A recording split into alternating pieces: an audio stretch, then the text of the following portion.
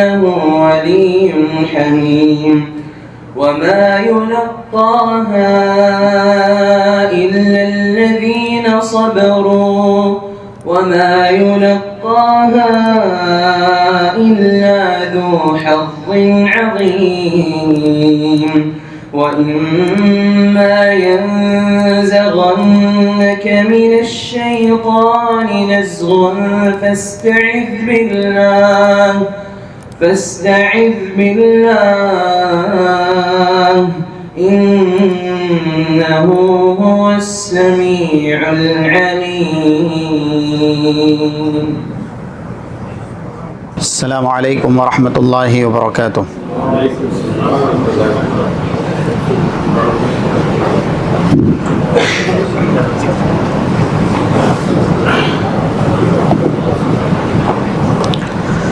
الحمد للہ رب العالمین والعاقبۃ للمتقین والصلاة والسلام علی اشرف الانبیاء والمرسلین وعلی آلہ وصحبہ اجمعین ومن تبعهم بإحسان إلى يوم الدين. أما بعد فأعوذ بالله من الشيطان الرجيم. وقال ربكم ادعوني استجب لكم إن الذين يستكبرون عن عبادتي سيدخلون جهنم داخرين. بزم سعید میں موجود قابل احترام سامعین کرام، آج کی ہفتہ واری اس نشست میں جس موضوع پر گفتگو کرنی ہے وہ ہے دعا سے تقدیر بدلتی ہے. حضرت عائشہ رضی اللہ تعالی عنہا کے امت پر احسانات کے تناظر میں یہ دعا کا موضوع چند ہفتوں سے آپ کے سامنے بیان کیا جا رہا ہے، اس لیے کہ سب سے زیادہ جامع کامل دعا شاید اس سے بہتر ذخیرے حدیث میں یا شریعت کے خزانے میں دعا کے الفاظ نہ ہوں، اور جو صفات اس دعا کے لیے استعمال کی گئی ہے وہ بھی ام المومنین حضرت عائشہ رضی اللہ تعالی عنہا سے ہی مروی ہے. اور وہ دعا ہے جیسا کہ مسند احمد کی روایت میں مختلف الفاظ ہیں اس کے 25137 25138، یہ دو حدیثیں ہیں اس نمبر سے. اللہ کے نبی صلی اللہ علیہ وسلم نے ام المومنین سے ارشاد فرمایا، علیکی بجمل الکوامل الجوامع، میں آپ کو آپ کی چاہت کے مطابق، اس لیے کہ اس حدیث کا پس منظر ہے حضرت عائشہ نماز میں تھیں، ان کے والد محترم اللہ کے نبی صلی اللہ علیہ وسلم کے پاس تشریف لائے اور انہوں نے جامع ترین دعا کا سوال کیا. اللہ کے نبی صلی اللہ علیہ وسلم نے ان کو سکھایا. نماز جیسے ہی ختم ہوئی حضرت عائشہ نے اللہ کے نبی سے اس کے متعلق سوال کیا کہ وہ کلمات، وہ دعا آپ مجھے بھی سکھائیں. یہ ہے علم کی جستجو. جب انسان کے اندر دین سیکھنے کا جذبہ ہو اور اس کے لیے حرص ہو تو رب العالمین دین کے بلند و بالا مقام پر اسے فائز کرتا ہے. جذبہ ہونا، جذبے کے ساتھ یعنی شوق کے ساتھ محنت اور مشقت ہونا یہ ضروری ہے. تو اللہ کے نبی صلی اللہ علیہ وسلم نے، کیونکہ شخصیت حضرت ابو بکر کی بھی تمام تر شخصیات میں سب سے ہماگیر ہے، ان سے بہتر، برتر، بلندتر پورے صحابہ میں کوئی نہیں، تو ان کے سوال پر ان کو وہ دعا سکھائی. اور آپ کی ازواج مطہرات میں، کیونکہ اس پر احادیث شاہد ہیں، 3661 صحیح بخاری کی، من احب الناس الیک یا رسول اللہ فقال رسول اللہ صلی اللہ علیہ وسلم عائشہ، آپ کو سب سے زیادہ چہیتا کون ہیں؟ اس سوال کے جواب میں دو ٹوک رسول اللہ نے کہا حضرت عائشہ. پھر جب حضرت عمرو بن عاص نے کہا من الرجال تو کہا ابوہا، ان کے والد. تو دونوں اللہ کے نبی صلی اللہ علیہ وسلم کے نزدیک بہت بڑا مقام مرتبہ رکھنے والی ہستیاں ہیں. اور اس کے بعد اللہ کے نبی صلی اللہ علیہ وسلم نے سب سے زیادہ کامل اور سب سے زیادہ جامع دعا انہیں سکھائی، اور یہ دعا ہم اور آپ کو بھی کرنی چاہیے، بچوں کو سکھانی چاہیے. پورے ذخیرے حدیث میں اس سے بہتر دعا ہے ہی نہیں، کیونکہ اس دعا میں سب کچھ موجود ہے. اور آپ کہتے ہیں علیکی بجمل الکوامل الجوامع، سب سے کامل سب سے جامع الفاظ والی دعا حضرت عائشہ آپ سنیں اور آپ سیکھیں.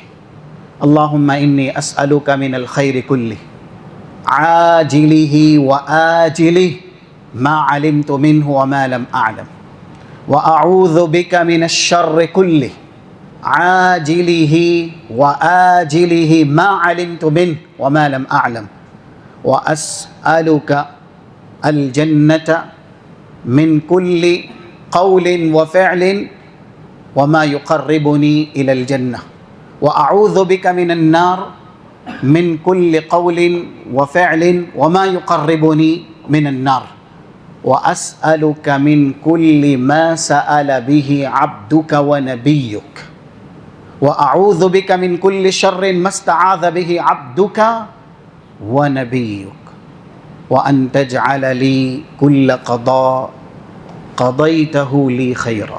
الفاظ اس کے مختلف ہو سکتے ہیں. ایک مشہور دعا جو اس کا ایک جز ہے، جملہ ہے، اللہم انی اسألک الجنہ وما قرب الیہا من قول وعمل واعوذ بک من النار وما قرب الیہا من قول وعمل. یہ ہم بار بار سنتے رہتے ہیں. اس سے جامع دعا، اس سے بہتر دعا، اس سے کامل دعا ذخیرہ حدیث میں موجود ہی نہیں ہے. اسی لیے جو صفت اس دعا کے لیے مسند احمد کی حدیث کا ریفرنس آپ کے سامنے دیا گیا، اللہ کے نبی صلی اللہ علیہ وسلم نے بیان کی ہے، وہ کسی دعا کے لیے نہیں ہے، کیونکہ اس میں ہر بھلائی کو اللہ سے طلب کر لیا گیا. یہاں تک کہ رسول نے جو جو بھلائی مانگی ہے وہ ساری بھلائیوں کا سوال بھی موجود ہے. ساری برائی سے حفاظت کا سوال ہے، یہاں تک کہ رسول اللہ نے جن برائیوں سے حفاظت کا سوال کیا ہے وہ بھی اس میں موجود ہے. انسان کی تقدیر بہتر ہو، اس کے لیے قضا اور قدر دنیا اور آخرت کے اعتبار سے فلاح یابی، کامیابی کا باعث ہو، اس کا بھی سوال اس کے اندر موجود ہے. وَأَن تَجْعَلَ لِي كُلَّ قَضَاءٍ قَضَيْتَهُ لِي خَيْرًا. اللہ تقدیر تو نے بنائی ہے، قضا اور قدر کا مالک تو ہے، اس لیے تیرے ہر فیصلے میں ہم تجھ سے التجا کرتے ہیں کہ تو نے جو ہمارا فیصلہ کیا ہے وہ ہمارے حق میں بہتر ہو، دنیاوی اور دینی دونوں اعتبار سے. تو یہ دعا حضرت عائشہ رضی اللہ تعالی عنہا سے مروی ہے، اور امت پر یہ بڑا احسان ہے. ایسے ہی کچھ اور روایات ہیں، کیونکہ یہ آخری نشست ہوگی اس عنوان کے تعلق سے. آئندہ انشاءاللہ دوسرا عنوان آپ کے سامنے بیان کیا جائے گا. 3513 جامع ترمذی کی حدیث ہے. قرآن میں تقدیر کی ایک صورت ہے، معلوم ہے آپ کو؟ تقدیر کی ایک صورت ہے جس کا نام ہی تقدیر ہے، سورۃ القدر. قدر کا مطلب تقدیر نا. سورہ فرقان کی ابتدائی آیت میں جہاں اللہ کہتا ہے وَخَلَقَ كُلَّ شَيْءٍ فَقَدَّرَهُ تقدیرًا، 49 نمبر کی آیت جو سورہ قمر کی ہے، إِنَّا كُلَّ شَيْءٍ خَلَقْنَاهُ بِقَدَر. ہر چیز کو اللہ نے تقدیر کے ساتھ پیدا کیا ہے. تو قرآن میں ایک صورت ہے سورۃ القدر، اس میں بھی تقدیر کا ایک مرحلہ بیان ہوا ہے، یعنی ایک قسم ہے جو علماء نے بیان کی ہے تقدیر کی. حضرت عائشہ رضی اللہ تعالی عنہ کہتی ہیں اللہ کے نبی صلی اللہ علیہ وسلم سے، ان علمت ای لیلۃ لیلۃ القدر ماذا اقول فیہا. یہ بڑا احسان ہے ہم اور آپ پر. اگر یہ پتہ چل جائے جو نشانیاں بتائی گئی ہے اس سے کہ آج کی رات ہو سکتی ہے لیلۃ القدر کی یا لیلۃ القدر کی رات ہے، تو مجھے کیا کرنا ہے، کیا کہنا ہے، کیا پڑھنا ہے. اس حدیث میں دعا کی فضیلت بھی ہے، اس لیے کہ لیلۃ القدر میں آپ مختلف عبادات کر سکتے ہیں، تلاوت قرآن بھی ہے، اور ایسے ہی ایک دعا جسے دعائے ذکر کہا جاتا ہے وہ بھی آپ کر سکتے ہیں۔ حالانکہ یہ حدیث دعائے مسئلہ پر دلالت کرتی ہے، یا دعائے ذکر اور دعائے مسئلہ دونوں کا اس میں مجموعہ ہے اور دونوں کو جمع کیا گیا ہے۔ دعائے ذکر جس میں اللہ کی تعریف، اور دعائے مسئلہ جس میں انسان اللہ سے سوال کرے۔ ایک حدیث دعائے مسئلے پر، یہ بھی فضیلت ہے دعا کی کہ ہم اپنی دعا کے ذریعے اتنا سب کچھ حاصل کر سکتے ہیں۔ 2697 صحیح مسلم میں، جاء اعرابی الی النبی صلی اللہ علیہ وسلم فقال علمنی شیئا ادعو به فی صلاتی، یا ایسے ہی کچھ الفاظ ہیں، انہوں نے اللہ کے نبی صلی اللہ علیہ وسلم سے کہا آپ مجھے کچھ بتائیے تاکہ میں نماز میں پڑھوں اور اس کے ذریعے اللہ سے سوال کروں۔ اللہ کے نبی صلی اللہ علیہ وسلم نے یہ انگلیاں ہیں اس پر گن کے بتایا، اللہم اغفر لی وارحمنی وعافنی وارزقنی، اللہم اغفر لی وارحمنی وعافنی وارزقنی۔ اس میں بھی الفاظ مختلف ہو سکتے ہیں، صحیح مسلم کے اندر یہی ہے 2697 نمبر سے۔ اس کے بعد آپ نے اس شخص سے کہا تجمع لک دنیا کا وآخرت، یہ دعا تمہارے لیے تمہاری پوری دنیا بھی ہے، تمہاری آخرت بھی ہے۔ تو یہ فضیلت ہے، یہ مقام ہے، یہ مرتبہ ہے کہ انسان کی مختصر دعا اس کی پوری دنیا بھی بنا سکتی ہے اور اس کی آخرت بھی بنا سکتی ہے۔ حضرت عائشہ رضی اللہ تعالی عنہا کو اللہ کے نبی صلی اللہ علیہ وسلم نے کہا قولی، اگر آپ لیلۃ القدر میں کچھ عبادت کرنا ہی چاہتی ہیں تو دعا کو اپنی عبادت بنائیں، اس لیے کہ اللہ کے یہاں یہ مرتبہ ہے۔ 3370 یہ حدیث اس سے پہلے آپ کے سامنے بیان ہوئی جامع ترمذی کی، لیس شیء اکرم علی اللہ من الدعاء، اللہ کے نزدیک دعا سے زیادہ کرامت والا اور بلند و بالا نیک عمل نہیں ہے۔ سب سے زیادہ نیک اعمال میں اللہ کے نزدیک مرتبے والا نیک عمل انسان کا دعا کرنا ہے۔ اسی لیے انبیاء اکرام کی دعائیں کلام مجید میں بیان کی گئی ہیں، حالانکہ ان کے بہت کارنامے ہیں، لیکن ان کارناموں کو نہ بیان کر کے ان کی دعاؤں کو اللہ نے اپنے کلام کی زینت بنائی ہے۔ تو اللہ کے نبی صلی اللہ علیہ وسلم نے حضرت عائشہ سے کہا اللہم انک عفو تحب العفو فاعف عنی، یہ چھوٹی سی دعا ہے، لیکن لیلۃ القدر جو سال میں ایک رات ہے اور اس کا مرتبہ بھی ہم بار بار سنتے ہیں کیونکہ کلام مجید میں ہے، لیلۃ القدر خیر من الف شہر، 1000 مہینوں کی عبادت سے بہتر ہے۔ یعنی 83 پلس 83 سال اور کچھ مہینے انسان عبادت کرے، وہ ایک طرف قبول بھی ہو اللہ کے یہاں، اور صرف ایک رات لیلۃ القدر میں عبادت کرے، وہ ایک طرف، تو 83 سال اور کچھ مہینے کی عبادت کا مرتبہ ہے۔ اس میں جتنا اجر و ثواب ہے اتنا ہی اجر و ثواب ایک رات میں امت محمدیہ کو دیا گیا ہے۔ عمر ہماری اگرچہ کم کی گئی ہیں، لیکن شریعت ایسی دی گئی ہے کہ ہم ہمارے لمحات کو بہت برکت والا بنا سکتے ہیں، ہمارے میزان کو بہت بھاری کر سکتے ہیں۔ دوسری امتوں کے مقابل ہماری عمر محدد ہے یا ایسے ہی کم ہے۔ 3550 جامع ترمذی کی حدیث اعمار امتی ما بین 60 الی 70 واقلهم من يجوز على ذلك، میری امت کی عمر 60-70 کے بیچ ہے، بہت کم ہوں گے جو اس عدد کو کراس کریں گے، لیکن ہم کو ایسی شریعت دی گئی ہے کہ ہم کچھ لمحات میں اپنے نام اعمال کو بہت وزنی کر سکتے ہیں۔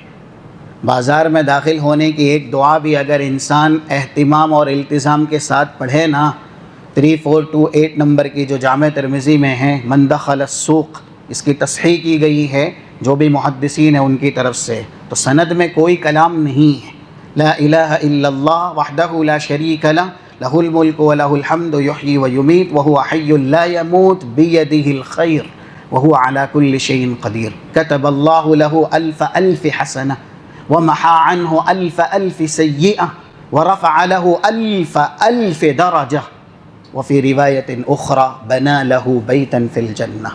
ایک دعا جسے آپ 1 منٹ سے کم میں آسانی سے پڑھ سکتے ہیں، آپ کو کتنی نیکیاں دلاتی ہے؟ 1 منٹ سے کم میں پڑھے جانے والی دعا کے ذریعے 1 ملین نیکی آپ پاتے ہیں، 10 لاکھ، اور ایسے ہی 1 ملین گناہ آپ کے معاف ہوتے ہیں، اور جنت میں آپ کے لیے محل تیار کیا جاتا ہے. یہ تاثیر ہے، یہ طاقت ہے، یہ مرتبہ ہے، یہ رتبہ ہے دعا کا. اسی لیے لیلۃ القدر میں کوئی عبادت مخصوص نہیں کی گئی، اگر کوئی خاص کی گئی تو وہ دعا کی عبادت ہے. انسان زیادہ سے زیادہ یہ دعا لیلۃ القدر میں پڑھے، اللہم انک عفو تحب العفو فاعف عنی. دعا کا مرتبہ اور مقام یہ بھی ہے. ہم جو نماز پڑھتے ہیں، صلاح کا معنی کیا ہے؟ شرعی اعتبار سے ایک ہیئت کا نام، یعنی جو نماز یبدأ بالتکبیر اور وینتہ بالتسلیم، یا تبدأ بالتکبیر وتنتہی بالتسلیم. اللہ اکبر کے ذریعے جو عبادت شروع ہوتی ہے اور السلام علیکم ورحمۃ اللہ کے ذریعے جو عبادت ختم ہوتی ہے، اس کے اندر موجود ہیئت کا نام شرعی اعتبار سے صلاح ہے، لیکن لغوی اعتبار سے صلاح کا مطلب، صلاح کا معنی دعا ہے. ہاں، اسی لیے جو لوگ ذکر کرتے ہیں، دعائیں کرتے ہیں، ان کا صلہ بھی ہے. یہ 42 نمبر کی آیت سورہ احزاب کی، هو الذی یصلی علیکم وملائکتہ لیخرجکم من الظلمات الی النور، یعنی اللہ کا صلاح، فرشتوں کا صلاح، یعنی اللہ کا صلاح یہ ہے ثناء اللہ عبادہ، اپنے بندوں کی اللہ تعریف کرتا ہے. اور فرشتوں کی صلاح یہ ہے تدعو الملائکۃ للمؤمنین اللہم اغفر لہم اللہم ارحمہم. فرشتے یہ دعا کرتے ہیں نیک بندوں کے لیے. تو صلاح کا مطلب دعا ہے.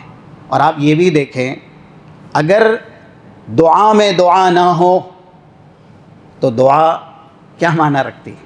وہ حدیث جس میں کہا گیا 395 صحیح مسلم کی، لا صلاۃ لمن لم یقرأ بفاتحۃ الکتاب، یا من صلی صلاۃ لم یقرأ فیہا بأم القرآن فہی خداج.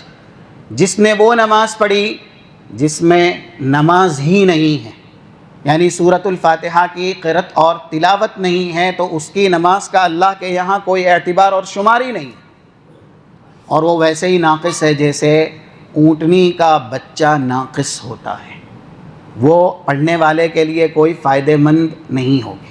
سورۃ الفاتحہ قرآن کریم کی سب سے عظیم سورت ہے، اور رسول اللہ صلی اللہ علیہ وسلم کی حدیث اس پر شاہد عدل ہے، جو 5005 یا اس کے بعد کی حدیث صحیح بخاری کے اندر موجود ہیں. اعظم سورۃ فی القرآن ہی سورۃ الفاتحہ. اور ایک صحابی کو آپ نے یہی کہہ کر کے یہ سورت سکھائی تھی اور کہا تھا ہی السبع المثانی والقرآن الذی اوتیتہ. یہ صحیح بخاری کے الفاظ ہیں، یہ 7 مثانی ہیں اور یہ مستقل ایک پورا قرآن بھی ہے جو میں دیا گیا ہوں. اللہ نے سورۃ الفاتحہ کو پورا قرآن بھی کہا ہے. اب اس سورت میں آپ دیکھیں جو عظیم ترین آیات ہے علامہ ابن قیم کے مطابق اور دوسرے محدثین یا مفسرین نے بتلائی. سب سے پہلے ایاک نعبد و ایاک نستعین، یہ روح ہے سورۃ الفاتحہ کی. اللہ ہم تیری ہی عبادت کرتے ہیں اور تجھ سے ہی مدد حاصل کرتے ہیں. عبادت پہلے ہے، مدد بعد میں ہے. جو بندہ عبادت کرتا ہے اللہ ہمیشہ اس کی مدد کرتا ہے. من یذکر اللہ یذکرہ اللہ، جو اللہ کو یاد رکھے گا اللہ ہمیشہ اسے یاد رکھے گا. اور اس کے بعد اہم ترین جو آیات ہے اس میں 17 مرتبہ 17 ٹائم انسان روزانہ جس کے ورد کرنے کا، پڑھنے کا پابند بنایا گیا ہے، اهدنا الصراط المستقیم صراط الذین انعمت علیہم غیر المغضوب علیہم ولا الضالین۔ سورۃ الفاتحہ میں یہ دعا والی آیات ہیں، اور ہم اور آپ نماز میں سورۃ الفاتحہ پڑھنے کے مکلف کیے گئے ہیں۔ اس کا مطلب یہ ہے کہ جو نماز پڑھتا ہے وہ کم سے کم 17 مرتبہ تو اللہ سے یہ دعا کرتا ہی کرتا ہے کہ اللہ مجھے صراط مستقیم پر ثابت رکھ، ان لوگوں کے راستے پہ باقی رکھ جس پر تو نے انعام کیا، اور ان کے راستے سے بچا جن پر تیرا غضب نازل ہوا اور جو تیری راہ سے گمراہ ہوئے۔ اسی لیے دعا کی عظمت ہے، سورہ فاتحہ میں بھی دعا موجود ہے، اور سورۃ الصلاۃ اس کا نام بھی ہے۔ مختلف نام ہیں سورۃ الفاتحہ کے، ایک نام الدعا ہے، ایک نام الصلاۃ ہے، ایک نام الشفاء ہے۔ اور وہ حدیث جو 395 نمبر کی صحیح مسلم کی ہے، اس میں یہ بھی ہے حدیث قدسی، قسمت الصلاۃ بینی وبین عبدی، میں نے نماز کو تقسیم کیا ہے میرے اور میرے بندے کے درمیان۔ اللہ نے سورۃ الفاتحہ کو صلاح کہا ہے، حدیث قدسی۔ تو اس صورت میں دعا موجود ہے، قرآن کریم کی سب سے عظیم صورت۔ اب جس بندے کو ہدایت چاہیے اسے یہ سوال کرنا پڑے گا، جو شخص فرض نماز نہ پڑھے اور سورۃ الفاتحہ نہ پڑھے، اس میں موجود یہ دعا نہ پڑھے، اللہ کو کیا ضرورت ہے اسے ہدایت دینے کی؟ اس لیے ہم اور آپ نمازوں کی حفاظت کریں۔ فتنوں کے زمانے میں دین پر باقی رہنے کے لیے ضروری ہے کہ آپ فتنوں سے بچنے کے لیے، دین پر ثابت قدم رہنے کے لیے اللہ سے سوال کریں۔ اسی طریقے سے دعا کی عظمت یہ ہے جو آج کی نشست کا عنوان ہی ہے، 2139 جامع ترمذی کی حدیث ہے۔ اس میں اللہ کے نبی صلی اللہ علیہ وسلم نے کچھ عبادتوں کی فضیلت بیان کی اور کہا لا يرد القضاء الا بالدعاء ولا يزيد في العمر الا البر۔ تقدیر بدلتی ہے اور دعا ہی انسان کی تقدیر کو بدل سکتی ہے۔ کچھ باتیں اس تعلق سے آپ کے سامنے بعد میں بیان کی جائے گی، اس لیے کہ جو منڈے کی کلاس ہے اس میں ابھی ایمان بالقدر باقی ہے، اور وہاں پر تفصیل آپ کے سامنے آئے گی کہ ایمان بالقدر ہے کیا۔ جو تقدیر ازلی ہے، جسے اللہ نے سب سے پہلے لکھا ہے، وہ نہیں بدلتی۔ تقدیر کے مرحلے ہیں یا اس کی قسمیں ہیں۔ ایک تقدیر عمری ہے، 3208 صحیح بخاری کتاب بدء الخلق میں یہ حدیث بیان ہوئی ہے، ان احدکم یجمع خلقہ فی بطن امہ 40 یوما نطفہ، اور اس کے بعد ہے ثم یکون مضغۃ 40 یوما، 40 دن ایک انسان نطفہ رہتا ہے ماں کے پیٹ میں، پھر 40 دن تک وہ جمع ہوا خون بنتا ہے، ثم یکون علقہ 40 یوما، اور 40 دن تک ایک گوشت کا وہ ٹکڑا رہتا ہے۔ 120 دن کا مرحلہ جب پورا ہو جاتا ہے تب بعث اللہ الیہ ملکا فیؤمر باربع کلمات، ایک فرشتے کو اللہ اس کی طرف مبعوث کرتا ہے، اور اس کے پاس 4 چیزیں ہوتی ہیں۔ اکتب رزقہ، اس کی روزی دنیا میں جو اس کو ملنی ہے، ابھی یہ 120 دن کا جنین ہے، اور تب ہی اس کی پوری روزی طے کر دی گئی، یہاں تک کہ اجلہ، کتنا جیے گا، کب وفات پائے گا، اللہ نے وہ بھی یہاں پر طے کر دیا۔ تو موت اور زندگی، اکتب رزقہ، اور اس کے بعد عمرہ و اجلا، اس طرح کے الفاظ ہیں، اور اخیر میں شقی او سعید۔ اس کا ٹھکانہ بھی تب لکھ دیا جاتا ہے کہ یہ جنتی ہوگا یا پھر دوزخی ہوگا۔ جس وقت ماں کے پیٹ میں کوئی بھی جنین 120 دن کے مرحلے پہ ہوتا، لیکن یہ تقدیر بھی مفصل ہے، بیان ہے، لی گئی ہے اس تقدیر سے جو اللہ نے سب سے پہلے بنائی ہے۔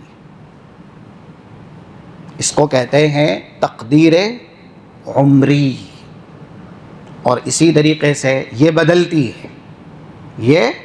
بدلتی ہے اس لیے کہ فرشتوں کے ذمے اللہ کچھ باتیں معلق کر کے دیتا ہے۔ اسی لیے تقدیر کی دو قسمیں علماء بیان کرتے ہیں، ایک جو ازلی ہے القدر الازلی، اور ایسے ہی القدر المعلق۔ جو تقدیر معلق ہے، فرشتے کے پاس آپشن ہے، اگر یہ ایسا کرتا ہے تو اس کے ساتھ یہ سلوک کیا جائے، ایسا نہیں کرتا تو پھر اس کے ساتھ ویسا سلوک کیا جائے، لیکن وہ کیا کرے گا یہ اس کی ازلی تقدیر کے اندر جو ہے وہی ہوگا۔ تو یہ پہلی تقدیر تقدیر عمری۔ اس کے بعد اس سے بھی واضح ہے، ایک ہے تقدیر حولی۔ یہ قسمیں بغیر دلیل کے نہیں ہیں، اس کے اوپر دلیل موجود ہے۔ سال میں اللہ انسان کے لیے تقدیر متعین کرتا ہے، چاہے سورہ دخان کی ابتدائی آیت ہو فیہا یفرق کل امر حکیم۔ لیلۃ القدر میں اللہ کی طرف سے پورے سال کے فیصلے کر دیے جاتے ہیں، اور قرآن میں بھی سورہ قدر ہے، وہاں پر اللہ نے اس کا بیان کیا ہے، تنزل الملائکۃ والروح فیہا بإذن ربہم من کل امر۔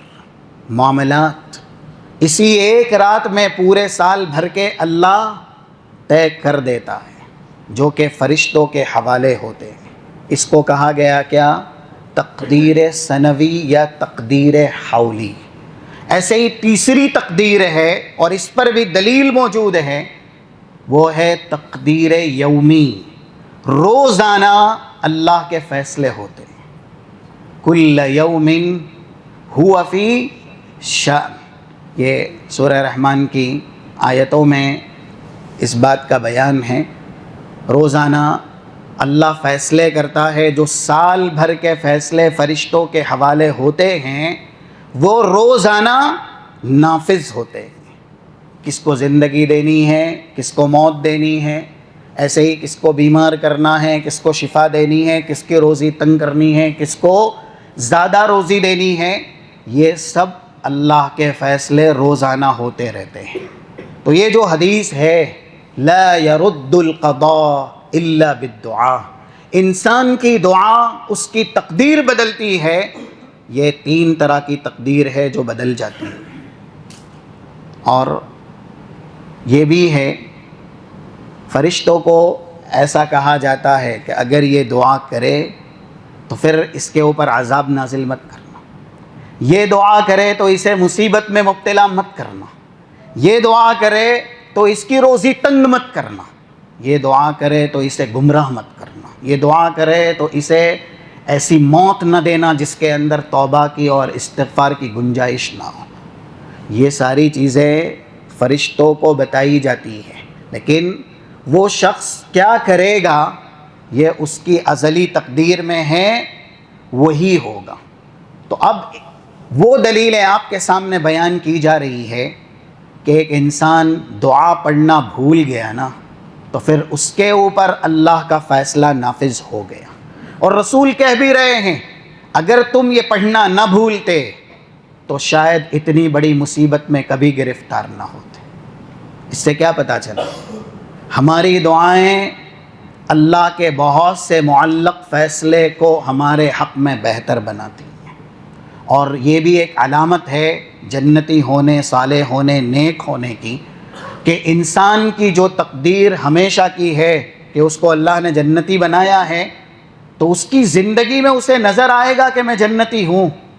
یہ صحابہ اکرام کے سوال کا جواب ہے، جیسا کہ 4949 صحیح بخاری کتاب التفسیر کی حدیث، اور اسی طریقے سے 4696 صحیح بخاری جامع 4696 ابو داؤد کے اندر موجود حدیث، جب یہ کہا گیا کہ پہلے سے ہی جنتی اور دوزخی طے ہے، تو ہم نترک العمل یا ندع العمل ونتکل یا افلا نتکل علی القدر، ہم اپنے ٹھکانے تقدیر پہ بھروسہ کر لیتے ہیں اور عمل چھوڑ دیتے ہیں۔ تب رسول اللہ صلی اللہ علیہ وسلم نے ایک جواب دیا، اور یہی جواب ہے سارے اشکالات کا، جتنے بھی شکوک شبہات انسان کے ذہن میں آتے ہیں اس کا۔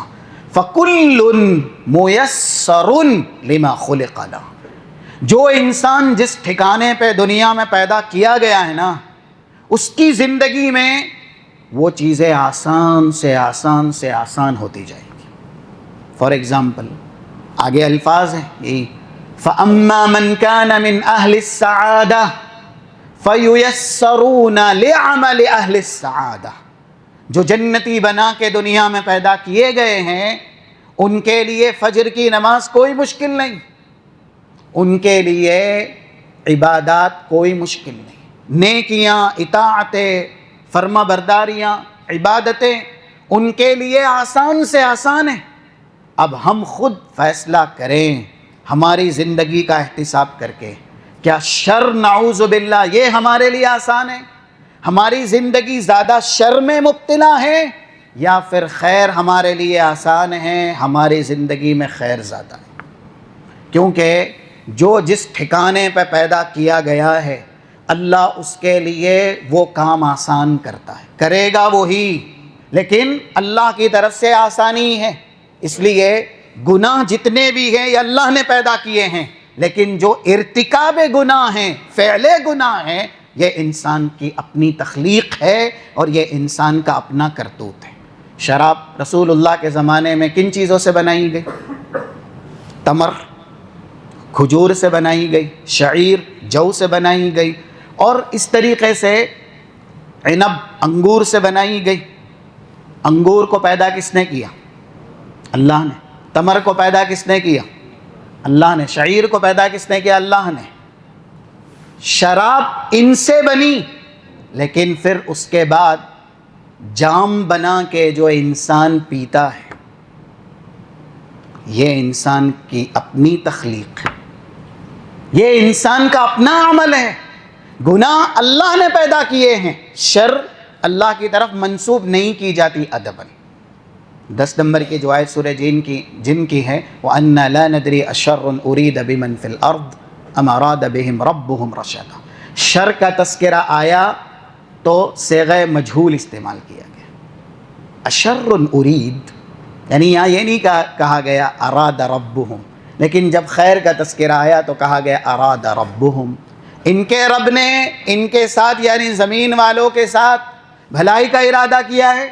بھلائی کا لفظ بولنے کے لیے رب کا لفظ بولا گیا، کیونکہ خیر کی نسبت اللہ کی طرف ہے، اور شر یہ بھی اللہ نے پیدا کیا ہے، لیکن شر کی نسبت اللہ کی طرف ادباً نہیں کی جاتی۔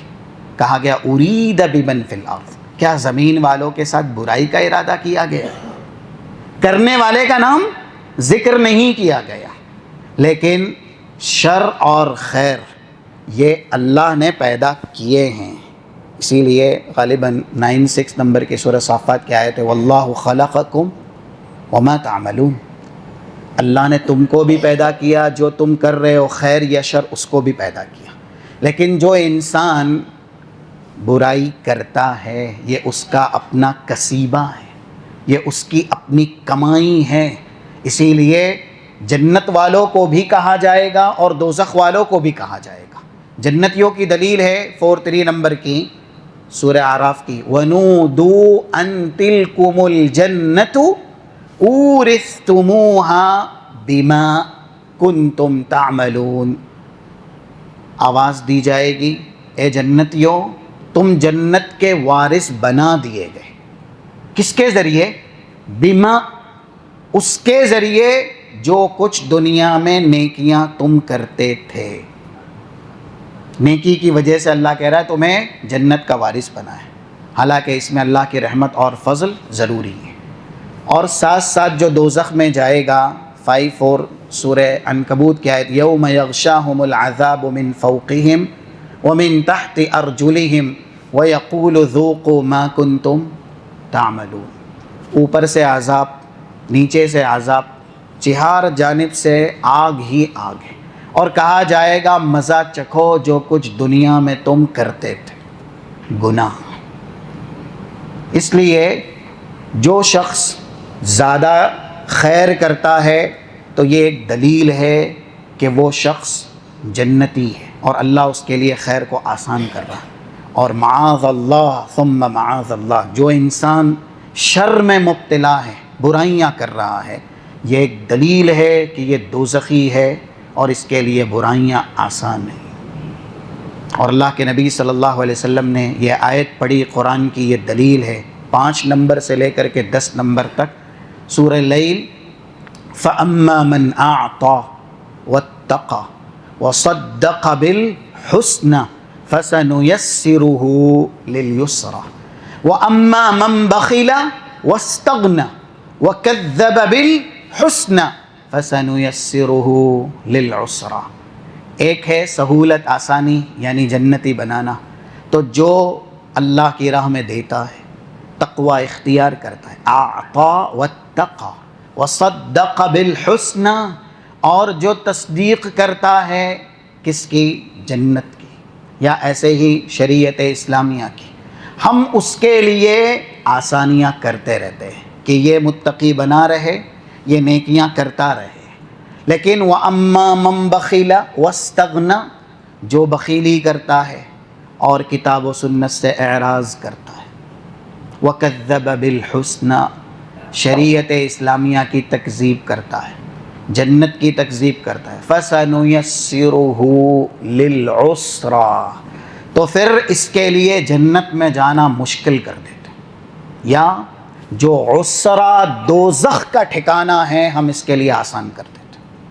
تو یہاں پر اللہ نے بتلا دیا ہے کہ انسان خود ہی کرتا ہے جو شر کا کام ہے، بس یہ ہے کہ اللہ کو معلوم ہے کہ یہ کیا کرے گا، اس وجہ سے اس کا ٹھکانہ اللہ نے پہلے طے کر دیا ہے. اب آپ کے سامنے 2 دلیل دے کر کے بات ختم کی جا رہی ہے کہ انسان دعا کرنا بھول گیا تو اس کو مصیبت لاحق ہو گئی. یہ حدیث 5088 ابو داؤد کے اندر موجود ہے، 3388 ترمذی کے اندر موجود ہے. دعائے ذکر کی فضیلت دیکھیں، یہ صبح شام پڑھنے کی دعا ہے، اور اللہ کے نبی صلی اللہ علیہ وسلم نے اس کی فضیلت بیان کی. من قال حین یصبح وحین یمسی 3 بسم اللہ الذی لا یضر مع اسمہ شیء فی الارض ولا فی السماء وہو السمیع العلیم.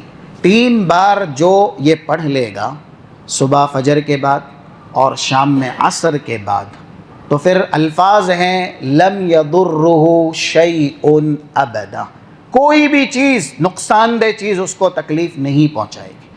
اس کے راوی حضرت عثمان ہیں. اس کے بعد ان کے بیٹے اپنے والد سے روایت کرتے ہیں، ابان ابن عثمان.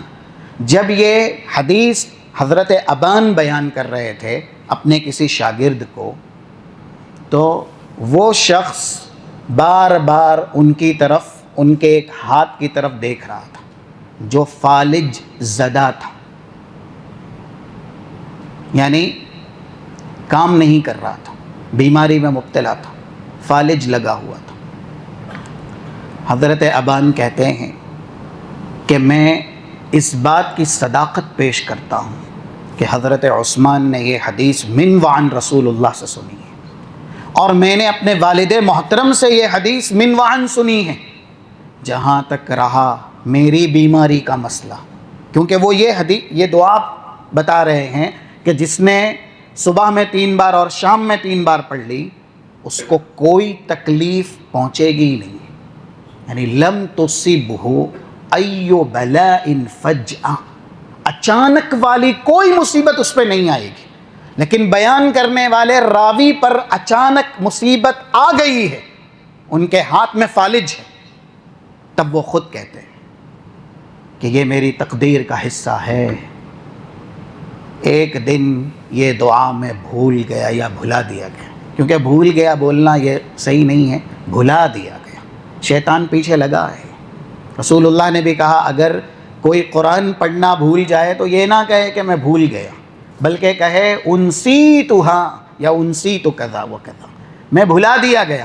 شیطان نے ایک دن یہ ذکر بھلا دیا، اور جس دن یہ ذکر وہ بھول گئے، نہیں پڑھ سکے، اس دن یہ بلا یہ مصیبت اچانک والی ان پہ طاری ہو گئی. اس سے کیا پتہ چلتا ہے کہ آپ اگر دعاؤں کا التزام کریں گے، ہمیشگی کریں گے، تو یہ دعائیں آپ کی تقدیر کے فیصلے کو جو معلق ہے بدل دے گی. یعنی اگر پڑھ لیے ہوتے دعا تو یہ مصیبت اور یہ تکلیف ان پہ نہیں آتی. اور دوسری دلیل جہاں اللہ کے نبی صلی اللہ علیہ وسلم صحابی کو کہتے بھی ہیں، 2709 صحیح مسلم کے الفاظ ہیں، جاء رجل الى النبی صلی اللہ علیہ وسلم فقال لدغتنی عقرب فی اللیلۃ البارحہ. ایک شخص آیا کہنے لگا گزشتہ رات بچھو نے مجھے ڈنک مار لیا.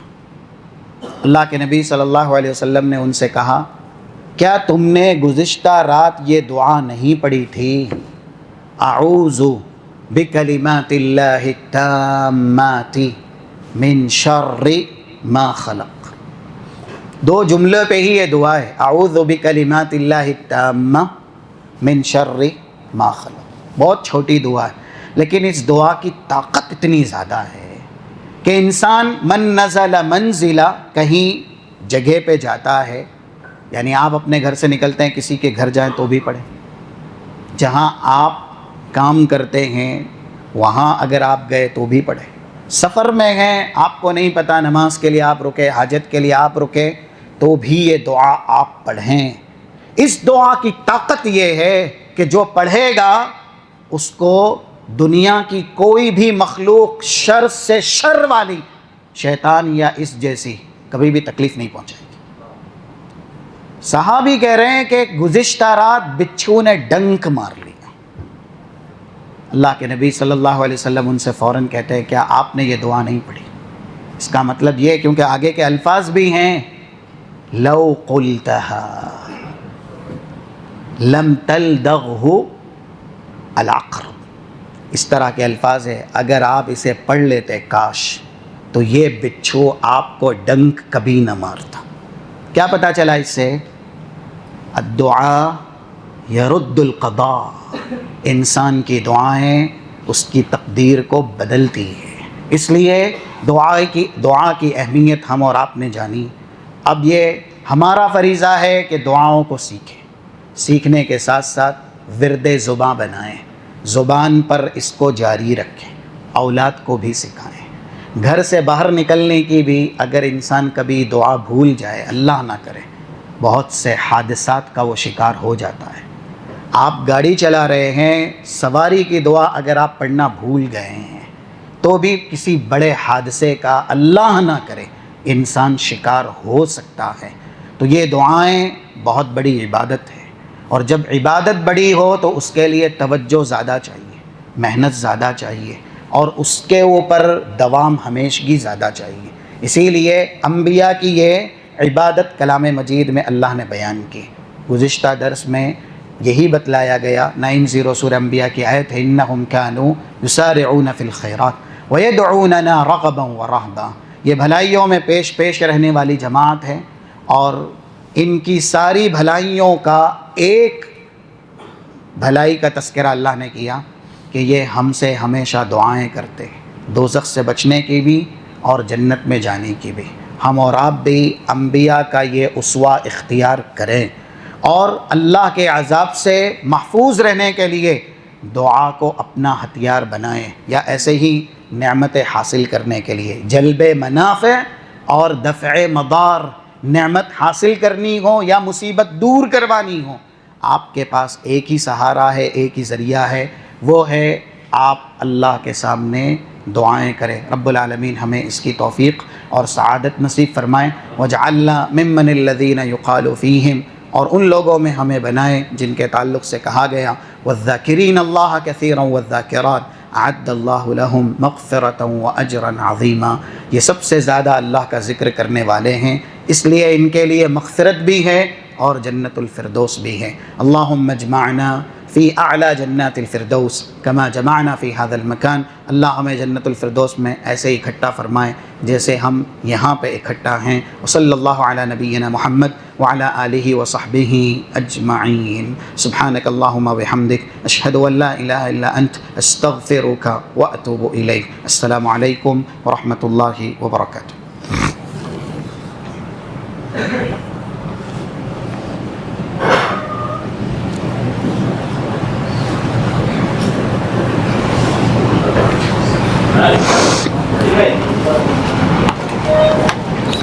کیسے